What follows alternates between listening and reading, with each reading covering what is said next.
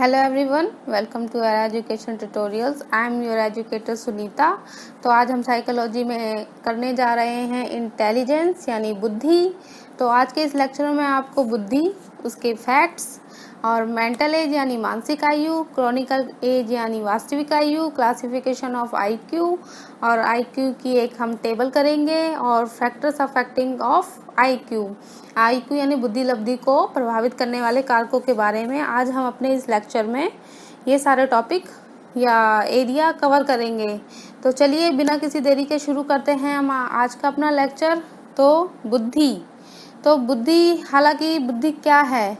तो बुद्धि जो है बहुल योग्यताओं का योग है जो विभिन्न मानसिक कार्यों को संपादित करती है।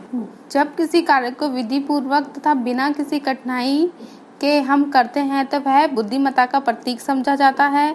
किसी तथ्य को लगाया जाना और वह तरीका जिसके द्वारा व्यक्ति उन तथ्यों के प्रति रिस्पॉन्स यानी अनुक्रिया करता है, उससे भी हम बुद्धि का अनुमान लगाते हैं। इसी प्रकार जब हम जटिल तथ्यों या जटिल संबंधों या पूर्ण स्थिति के प्रति अनुक्रिया करते हैं तो यह हमारी बुद्धि की अभिव्यक्ति कहलाती है।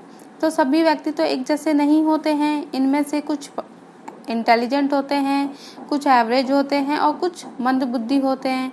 तो इस भिन्नता का कारण क्या है? तो इस भिन्नता का कारण पहला तो वंशानुक्रम हो सकता है यानी हेरिडिटी, और दूसरा वातावरण यानी उस इंसान का या व्यक्ति का एनवायरनमेंट भी हो सकता है। तो ये दो कारण हो सकते हैं उसके प्रॉब्लम के लिए उत्तरदायी।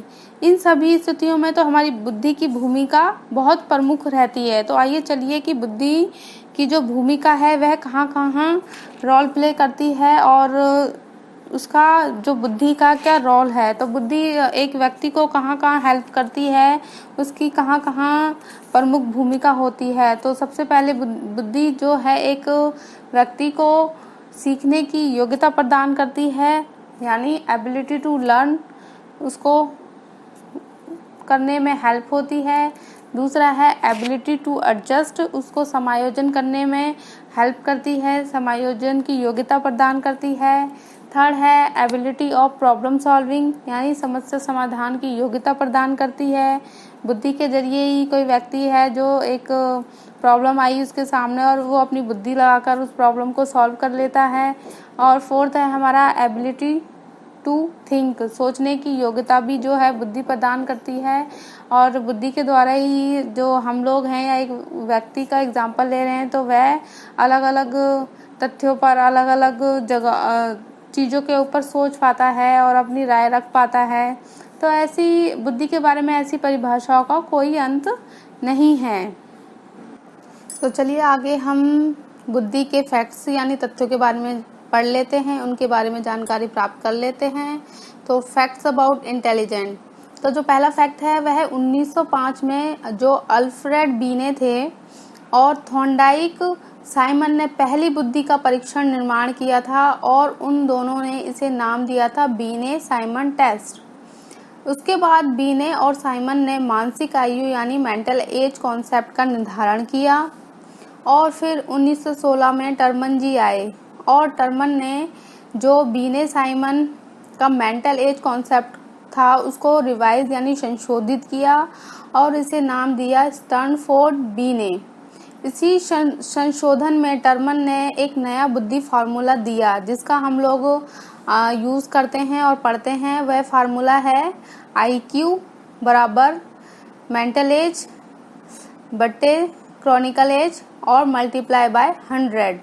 तो ये हमारा IQ निकालने का फार्मूला हमारे टर्मन जी ने हमें दिया और जिसका यूज़ हम अभी भी साइकोलॉजी में IQ किसी व्यक्ति का IQ निकालने के लिए करते हैं।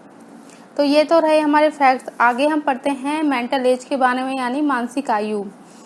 यदि कोई बच्चा जो एक निश्चित उम्र का है अपने उम्र के बराबर का, उससे कम या उससे अधिक आयु वर्ग के लिए तैयार किए गए बुद्धि परीक्षण को टेस्ट को हल कर लेता है और जिस आयु तक के मानसिक कार्य को कोई बच्चा कर जाता है यही उसकी मानसिक आयु कहलाती है।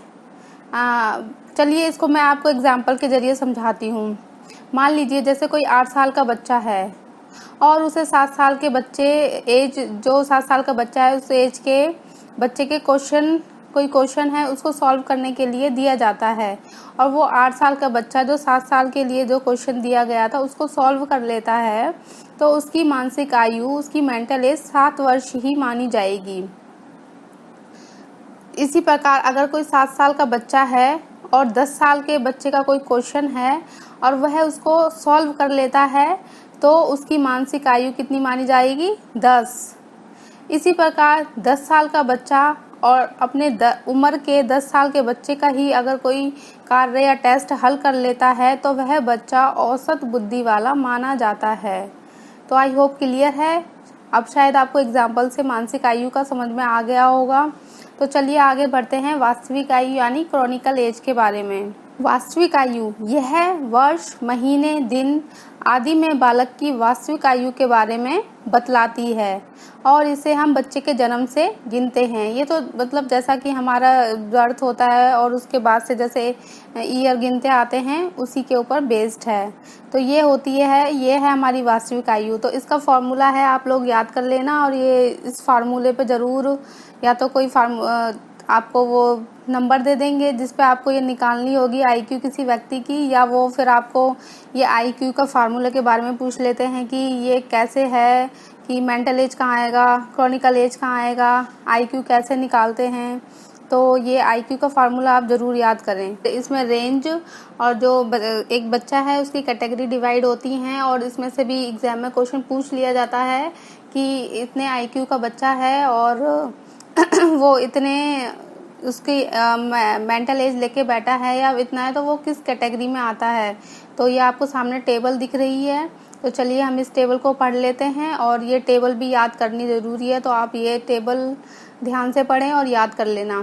तो जो 140 है और उससे अबव है वह बच्चा गिफ्टेड यानी प्रतिभाशाली में रखा जाता है, उस कैटेगरी में आता है।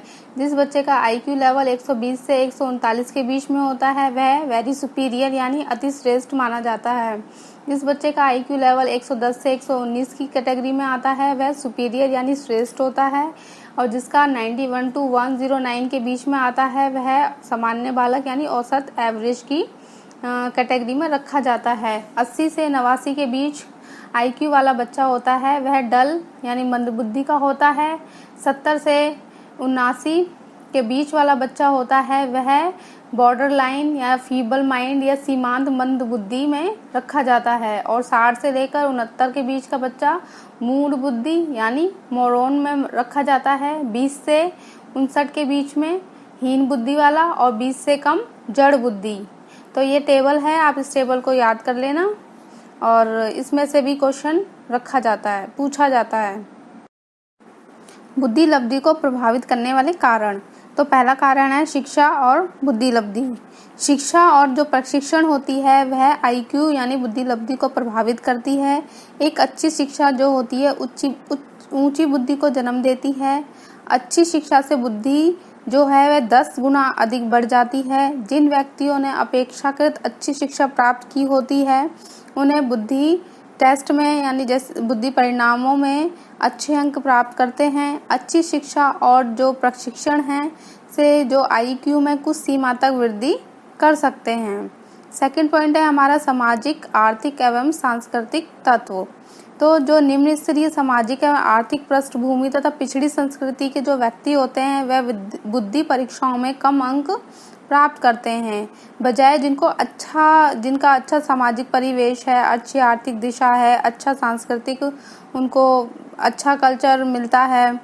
थर्ड पॉइंट है हमारा वातावरण, और जैसा कि मैंने आपको बताया था कि जो बुद्धि में एनवायरनमेंट और हेरिडिटी का भी इफेक्ट बहुत होता है। 2 कारण तो ये होते ही हैं। तो वातावरण, अच्छे घरों में पले हुए बच्चों की जो बुद्धि लब्धि होती है वह अधिक होती है। और फोर्थ है हमारा शहरी और ग्रामीण वातावरण।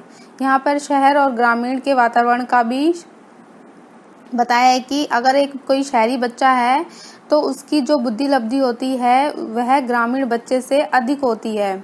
ऐसा विभिन्न प्रयोगों द्वारा प्राप्त परिणामों के आधार पर कहा गया है। ऐसा इसलिए होता है कि शहरी बच्चों को ग्रामीण बच्चों की अपेक्षा ज्ञान अर्जित करने के अवसर अधिक मिलते हैं। व्यवसाय एवं फिफ्थ है हमारा व्यवसाय एवं बुद्धि लब्धि। विभिन्न अध्ययनों ने यह सिद्ध कर दिया है कि व्यवसाय और बुद्धि लब्धि में संबंध होता है। और एक टेस्ट है आर्मी अल्फा टेस्ट। यह बात इस टेस्ट से ही स्पष्ट हुई है कि इंजीनियर हुए वकील, अध्यापकों, डॉक्टरों ने सबसे ज़्यादा अंक प्राप्त किए हैं।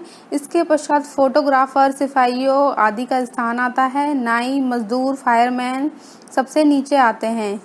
इसका कारण यह है कि उच्च बुद्धि वाले व्यक्ति ही ऊंचे व्यवसायों में जाते हैं। तो स्टूडेंट्स, ये थे हमारे इंटेलिजेंस के बारे में सारे फैक्ट्स जो मैंने आपको इस लेक्चर में कवर करवा दिए हैं। और आप ये लेक्चर पढ़ के बिल्कुल भी ये ना सोचे कि बुद्धि जो टॉपिक है वो हो गया है। बुद्धि का जो कॉन्सेप्ट है वो बहुत बड़ा है। अभी सिर्फ मैंने आपको जो इसकी बेसिक चीज़ें हैं वो बताई हैं। अभी तो इसके फैक्टर्स, इसकी विशेषताएं और फैक्टर्स और इसके सिद्धांत तो आपको पता ही है। इसके 1 फैक्टर, 2 फैक्टर और गार्डनर की थ्योरी। तो मतलब ओवरऑल इंटेलिजेंस का जो एरिया है या कॉन्सेप्ट है बहुत बड़ा है। मैंने सिर्फ आपके उसको सहूलियत को देखते हुए ये छोटे छोटे पार्ट में करवा रही हूँ ताकि आपको कॉन्सेप्ट अच्छे से समझ में आए और आपको समझने में कोई प्रॉब्लम ना हो। इसके बावजूद भी अगर आप अपना कोई व्यू रखना चाहते हैं या आप चाहते हैं कि मैं पूरा टॉपिक एक ही लेक्चर में कवर करवाऊं, तो आप अपने व्यूज़ कमेंट करके मुझे बताएं। और आई होप आपको समझ में आया हो और चीज़ें क्लियर हो गई हों। तो आज के लिए इतना ही। तो मिलते हैं नेक्स्ट क्लास में हैं और इंटेलिजेंस को हम कंटिन्यू करेंगे विद न्यू चीज़ों